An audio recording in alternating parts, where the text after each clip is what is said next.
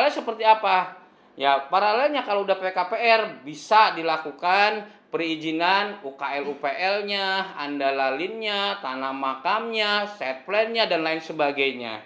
Nah, itu. Tapi kalau belum itu terrealisasi sebagai PKPR itu belum bisa dilakukan kecuali dari pihak Pemda ada saran-sarannya supaya paralel kita mempersiapkan supaya tidak terlalu lama prosesnya, tidak saling menunggu, tapi kita proaktif. Nah, inilah yang menjadi satu bahan dari pihak Kopurumnas supaya di Manado ini karena konsumen merasa terlalu lama belum ada perkembangan ya, tapi memang prinsip dari Kopurumnas tidak akan membangun satu perumahan yang ada di setiap lokasi sebelum perizinannya atau IMB-nya clear.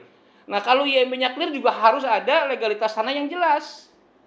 Jadi itulah jadi satu tantangan di mana Kopurumnas ini karena legalitas tanah kita menganut sistemnya tidak mau dengan sistem riba, tidak melibatkan perbankan yang seperti ini. Jadi kita harus sesuai cash flow dari masyarakat yang ada. Tapi jelas masyarakat sih sebenarnya membutuhkan kecepatan supaya mereka tidak ragu lagi menanamkan kepercayaan kepada Kopurumnas. Tapi ini menjadi dilematis seperti telur dan ayam. Tapi kita tidak menjadi satu hambatan telur dulu ayam dulu, tapi jelas kita paralel mengikuti kebijakan perizinan perumahan yang ada, dan legalitas juga kita akan komunikasikan dengan pemilik lahan. Selama pemilik lahan itu menjadi ridho kepada kita mau diamanahkan dan dia juga mempercayakan, ya kita akan berusaha akan meyakinkan kepada masyarakat bahwa apa yang kita jual ini memang ada kerelaan dari pemilik lahan, silakan dikelola oleh Kopurumnas karena ada PPJB tadi.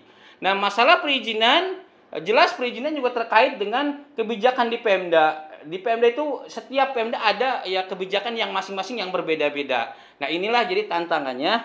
Saya yakinkan bahwa saya sebagai bagian dari Kopurumnas yang mengelola dari perizinan dan legalitas, bahwa kita terus berusaha walaupun banyak hambatan. Di setiap lokasi itu ada kebijakan pemerintah, apalagi kemarin krisis dari COVID dan lain sebagainya. Pengurusan juga kadang di pemerintah, di dinas-dinas juga tertutup dan lain sebagainya, banyak persyaratan. Tapi kita tidak menyerah dan itu menghambat semua perjalanan dari Kopurumnas supaya mendapatkan izin dari membangun di situ dan legasi yang baik.